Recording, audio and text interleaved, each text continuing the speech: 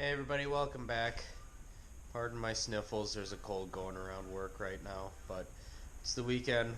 We're going to put some of these tractor parts on that I painted over the weekend. Hopefully get this thing on some wheels by Sunday.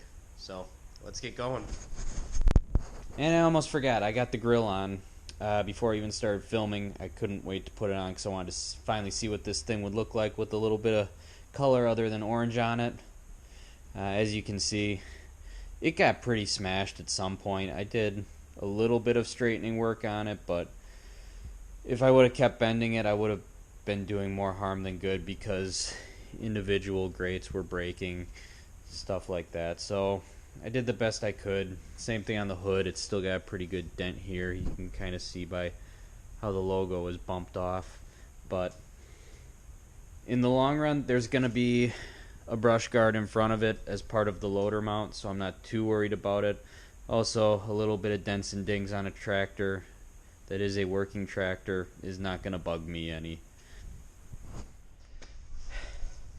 Alright, so first thing we're looking at here, this is one of the wheel centers. And you can tell by the scuffed up paint, I already fit this one on there and fit the wheel weight to it. But we had a problem with it, is that this one was bent. You can tell right now it still is bent, but it was bent even more than this. And I tried to square this away in the little shop press here, but problem is the distance from this post to this post is less than the diameter of that hub, so I can't get it all the way in there, which limited what I could do. But that did make it a little flatter. Unfortunately, when I went to test fit it yesterday, what I failed to take into account when I was doing it the first time was the heads of the bolts that hold the outer rims to the inner rims. And it was still bent enough that when the wheel spins, that bolt head would come into contact with these cap screws and the cover on the final drive here, which would be very bad. I actually have lost one of these covers before on the other D17. I don't know how, but that means that, well, this is your bearing retainer for your axle shaft. So if this comes off, the bearing can pop out, and then that axle is just wobbling around in there on top of your final drive bull gear. It does still move, but it makes a really bad noise. So to alleviate this problem, I stepped up my game. I took this guy into work and used our 400-ish ton press that's got about a 3 foot by 4 foot platen, and we got her flatter in that. Like I said, it's still not perfect, but I did throw it on the tractor with a bolt this time, and it does clear now. Most of the wobbly spots are in between the bolt holes, and the bolt holes all sit pretty flat now. Assuming my floor is flat, it's pretty good. So that's where we're at with this guy. My plan now is I'm going to assemble the wheels, rims, tubes, and get all of that onto the wheel centers, and then we'll put that on the tractor, and then we'll put the wheel weights on last, because what I've found from test fitting is that the wheel weights interfere with the lug nuts and the nuts and bolts that hold the clamps for the outer rim on. So I think best thing to do is to put those on last after the wheel is all set and ready to go. So let's get to it.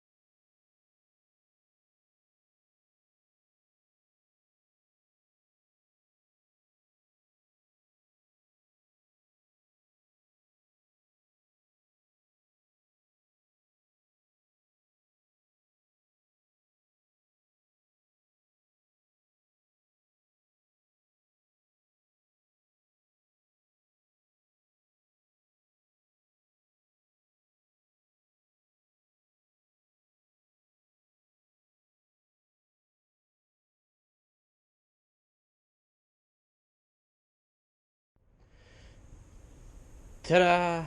One wheel down. Kind of mocked up. We're probably going to have to make some adjustments on the clamps and stuff, but we got one wheel on. We can fine-tune this in a second. Make sure our clamps are all on square and tight and can't loosen up on us, because that'd be bad.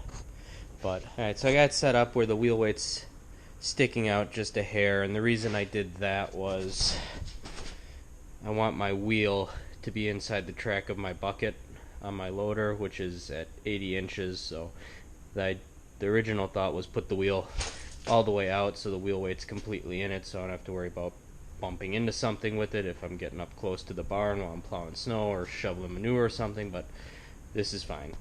And I went with the 14.9 tires so that I would have plenty of clearance for my loader bracketry, which bolts in this area here to clear the tire at that setting. I was going to go with a 16.9 instead of the 14.9, but it was getting a little close for comfort there. So anyway,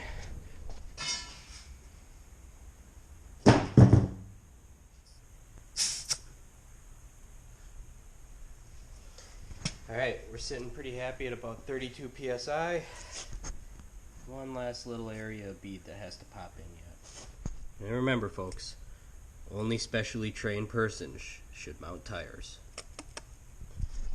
Alright, I think my camera died on me while I was seating that, but this is the rim that wasn't flat that we tried to flatten as best we could.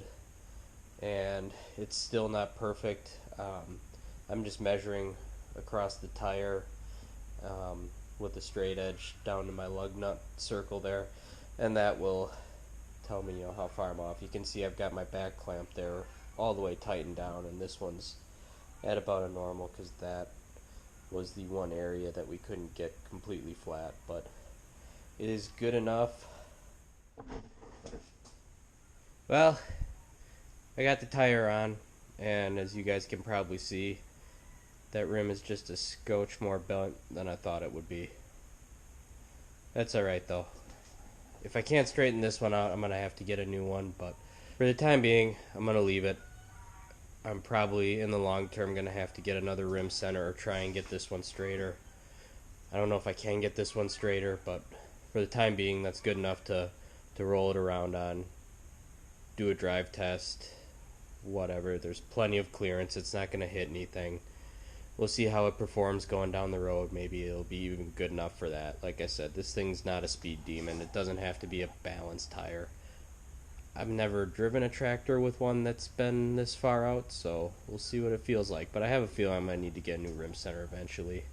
Not going to put the wheel weight on this side yet. We'll see how I feel about this tire first. Going over to the other side, we're looking pretty. We got the wheel weight on. She runs pretty true. That side's all good. This is a big moment, guys. This is the first time in over a year that this tractor has been sitting most of its weight on its own tires.